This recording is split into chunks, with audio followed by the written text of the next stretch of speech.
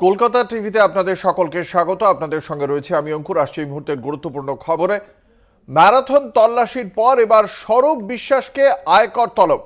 আয়কর দপ্তরের তলব করা হয়েছে। মন্ত্রী অরূপ বিশ্বাসের ভাই স্বরূপ বিশ্বাসকে দীর্ঘ তল্লাশির পর অবশেষে তার বাড়ি থেকে বেরিয়ে গিয়েছেন আয়কর দপ্তরের আধিকারিকরা। প্রায় 70 ঘন্টা পর তার বাড়ি থেকে বেরিয়ে গিয়েছেন আয়কর দপ্তরের আধিকারিকরা। ৪ এপ্রিল স্বরূপ বিশ্বাসকে তলব করা হয়েছে। বিশদে জানবো, আমাদের সঙ্গে রয়েছেন আমাদের প্রতিনিধি রিয়া মাঝি। রিয়া, এখনো পর্যন্ত কি জানতে পারা যাচ্ছে? ঠিক কিসের খোঁজে এসেছিল আয়কর দপ্তর? কি কি তথ্য বা নথি তারা স্বরূপ বিশ্বাসের বাড়ি থেকে সংগ্রহ করেছে এবং ঠিক কি কারণে তলব করা হয়েছে স্বরূপ বিশ্বাসকে? দেখো, তোমাকে জানিয়ে রাখবো যে মূলত রিয়েল স্টেটের যে একটি তদন্ত করছিল আইটি, সেই আয়কর নিয়ে কিন্তু মূলত স্বরূপ বিশ্বাসের বাড়িতে বুধবার সকালে আয়কর দপ্তরের আধিকারিকরা তারা আসেন এবং লাগাতার এই রেড চলতে থাকে। আজকে সকাল অবধি তল্লাশি অভিযান জারি ছিল।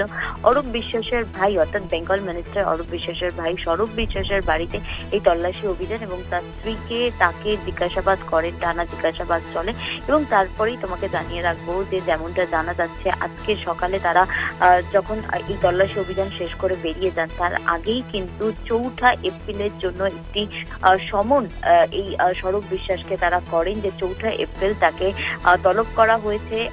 ইনকাম ট্যাক্সের যে ডিপার্টমেন্ট আছে, যে অফিস রয়েছে, সেখানে তলব করা হয়েছে এবং তাকে বলা হয়েছে যে তার ব্যালেন্স শিট এবং ব্যাংক স্টেটমেন্ট এবং তাছাড়াও অন্যান্য ব্যাংকের যেসব ডকুমেন্টস রয়েছে, তার কত জায়গায় এই তার যে অ্যাকাউন্ট রয়েছে এবং সেই সংক্রান্ত সমস্ত ডিটেলস নিয়ে তাকে তলব করা হয়েছে ৪ এপ্রিল এবং তাকে ফিজিক্যালি এই সমস্ত ডকুমেন্ট নিয়ে অ্যাপিয়ার করার কথা আয়কর দপ্তরের তরফ থেকে তাকে নির্দেশ দেওয়া হয়েছে।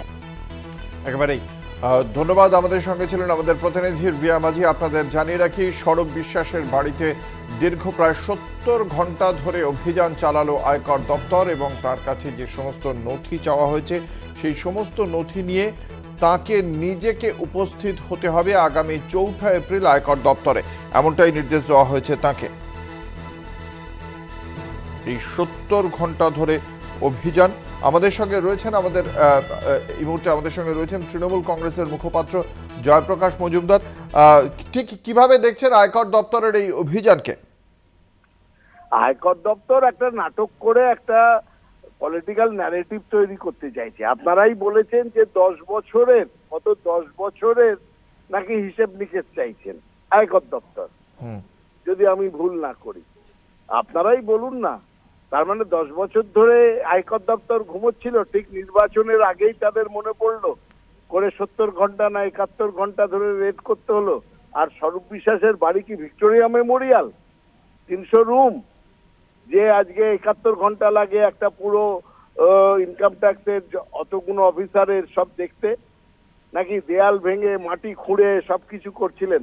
এসব হচ্ছে একটা নাটক এবং সেইটা যাতে তাদের আজকে নিজেরা একদিকে বিজেপি একদিকে পশ্চিমবঙ্গে প্রার্থী ঠিক করতে পারছে না, তারা হিমশিম খাচ্ছে প্রার্থী ঠিক করতে, অন্যদিকে তারা এই সমস্ত আয়কর দপ্তর, ইডি, সিবিআই দিয়ে একটা নাটক তৈরি করে মিডিয়াটাকে দখল রাখার চেষ্টা করছে। এছাড়া আর কিছু এদের উদ্দেশ্য নেই। মোদি নার্ভাস, এইটুকুনি সুস্পষ্ট, মোদি নার্ভাস হয়ে আছে। অসংখ্য ধন্যবাদ। আমরা কথা বলছিলাম তৃণমূল কংগ্রেসের মুখপাত্র জয়প্রকাশ মজুমদারের সঙ্গে। আপনাদের জানিয়ে রাখি, ইতিমধ্যেই স্বরূপ বিশ্বাসের পক্ষ থেকে যেটা জানা যাচ্ছে যে এই বাড়ি থেকে বেরিয়ে যাওয়ার সময় অবশ্য বিশেষ কিছু নথি নেননি। তার কাছে গত 10 বছরের আয়কর সংক্রান্ত নথি চাওয়া হয়েছে এবং আগামী ৪ এপ্রিল আয়কর দপ্তরে গিয়ে তাকে নিজেকে উপস্থিত হয়ে এই সমস্ত নথি জমা দিতে হবে। ফলে খুব স্বাভাবিকভাবেই প্রশ্ন উঠছে যে 10 বছরের আয়কর যে নথি, সেই নথি হঠাৎ করে কেন চাওয়া হচ্ছে এতদিন পর?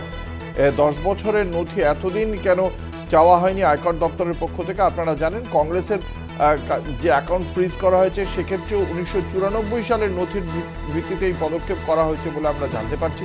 ফলে খুব স্বাভাবিকভাবেই প্রশ্ন ওঠে আয়কর দপ্তরের ভূমিকা নিয়ে।